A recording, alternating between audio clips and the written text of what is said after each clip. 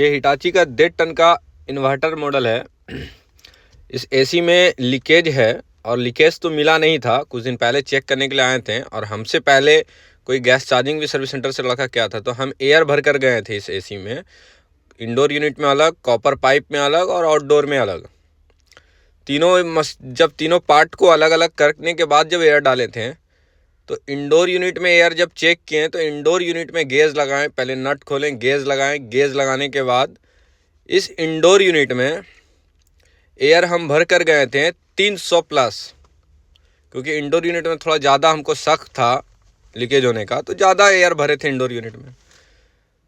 Leakage indoor unit में हम जब एयर देखें तो इंडोर यूनिट में एयर 0 मिला है।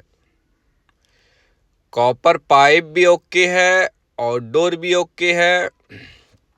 ये इसमें लगा रहा हूँ।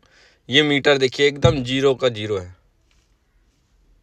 मीटर 0 होने की वजह से इसको खोला और मैं अब जाऊँगा छत पर, क्योंकि आउटडोर के पास एक कॉपर पाइप और आउटडोर का भी एयर चेक करना ज़रूरी है। एक जगह तो एयर उड़ गया है, बट अब जा रहा हूँ छत पर। इसको खोलकर छत पर भी देख रहा, एक बार पुश करके देखा, उसमें भी नहीं मिल, पुश में भी जरा सा भी एयर नहीं आया। अब छत पर आ गया हूँ। छत पर देख लीजिए इतना हाइट है भाई। हाइट होने के वजह से भी थोड़ा काम में थोड़ा टाइम लग जाता है। ये हिटाची का एसी है, बवाल है। पाइप यहाँ तक आया है। कूलिंग तो बहुत अच्छा करता है एसी, मगर ये लीकेज है तो कहाँ से कूलिंग करेगा। ये इसमें लगा रहा हूँ गेज। 200 प्रेशर पाइप में छोड़ के गया था, देखता हूँ कितना प्रेशर आता है इस पाइप में। ये प्रेशर 180 प्लस है। 180 प्लस होने के कारण ये पाइप हमारा सही है, बिल्कुल सही है। पाइप का डॉट ख़त्म, पाइप एकदम ओके है। पाइप तो अब चेंज नहीं करेंगे। पहले तो पाइप को लग रहा था कि हो सकता है पाइप पे भी है। अब आउटडोर को देख लेते हैं। आउटडोर में 410 वाला बल्ब लगा रहा हूँ। इस बल्ब से क्या होता है कि पिन जो ना पीछे ही रहता है, तो उसके बाद लगाने के बाद वो टाइट करने में अच्छा लगता है, मतलब अच्छा रहता है। वो गैस एयर वगैरह उड़ेगा भी नहीं। गैस चार्जिंग करे तो गैस भी नहीं उड़ेगा। इसमें एक बेनिफिट हो जाता है। अब ये पिन टाइट कर देता हूँ, क्योंकि अभी एलंकी बंद है, तो थोड़ा बहुत एयर उठा होगा तो उठा होगा। तो एलंकी अभी बंद है। एलंकी खोलेंगे तो प्रेशर दिखेगा, क्योंकि एलंकी से तो टाइट कर दिए थे ना कि एयर नहीं तो उड़ ही जाता। दोनों एलंकी टाइट कर दिए थे। अब आप देखेंगे एलंकी जैसे हम खोलेंगे, प्रेशर इसका भी 200 के आसपास हम रखे थे। तो 200 प्रेशर अगर हमको 200 180 भी मिल जाता है तो आउटडोर भी सही है। आउटडोर का प्रेशर, ये आउटडोर का प्रेशर होना चाहिए। ये भी ठीक है, 180 के पास आ गया। ये भी ठीक है। इंडोर यूनिट का कूलिंग कॉयल ही हमको लगता है लीकेज है, क्योंकि वहाँ से एयर 0 मिला है, एकदम 0, कुछ भी एयर नहीं है। 5 PSI भी प्रेशर नहीं है, क्योंकि आउटडोर से भी ठीक है, कॉपर पाइप में भी ठीक है। ये मैं काट देता हूँ कैपलरी, क्योंकि अब इसका कोई काम नहीं रहा।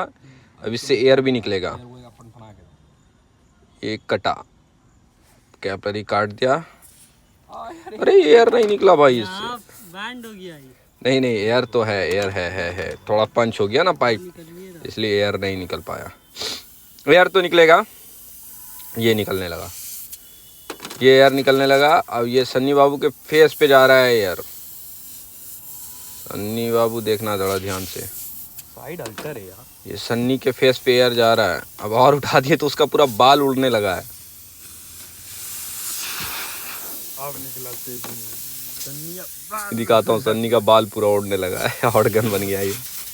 बहुत ज़्यादा प्रेशर है। 200 प्रेशर भी कम नहीं है भाई, और इतने छोटे मुंह से निकल रहा है तो बहुत ज़्यादा प्रेशर एकदम निकल रहा है। अब इसको तो मैं काट, ये इसका काट तो दिया हूँ। ये क्या बोलता हूँ, इसको जो है ना फेलियर बनाऊंगा, क्योंकि फिर से इंडोर में हम एयर डालेंगे। इंडोर में इसलिए एयर डालेंगे कि फिर लीकेज वगैरह हो या तो उसमें और एक बार अच्छे से चेक कर लेंगे। ये भी काट दे रहा हूँ, क्योंकि फिर से वेल्डिंग करना पड़ेगा हमको इंडोर डालने के लिए, इंडोर में एयर डालने के लिए।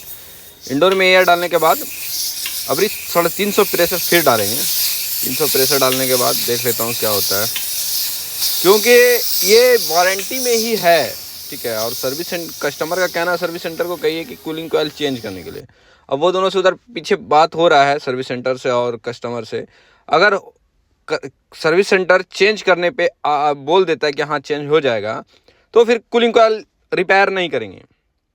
फिर क्यों रिपेयर करेंगे? और अभी लीकेज मिला भी नहीं है, बट कूलिंग कॉइल से लीकेज है, अब कहाँ है वो नहीं मिला। अब ये फिर मैं इससे एयर भर रहा हूँ इंडोर यूनिट के कूलिंग कॉइल में।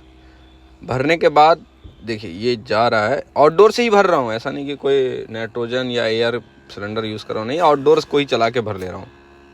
और जब आउटडोर से एयर भरें जिस समय, उस समय आउटडोर के पास ना रहें, कुछ अनहोनी हो सकता है या ना भी हो ना हो तो अच्छी बात है, आउटडोर के पास ना रहें। ये देखिए ये सक कर रहा है इसे, और ये एयर जा रहा है। एयर अभी अपना 200 के आसपास आने वाला है, 250 हो गया है एयर, नहीं 250 होने वाला है। हम 350 एयर डालेंगे, उसके बाद मशीन बंद कर देंगे।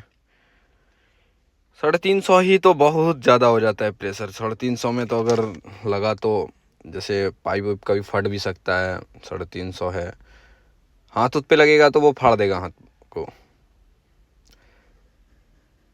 ये एयर होप बन गया है, अब मैं एसी बंद करवाऊँगा। सन्नी को कहूँगा एसी बंद कर देगा, वो वहीं पर है एमसीबी के पास। जैसे 350 जाएगा वो हम सन्नी को आवाज़ दे देंगे, बंद हो जाएगा।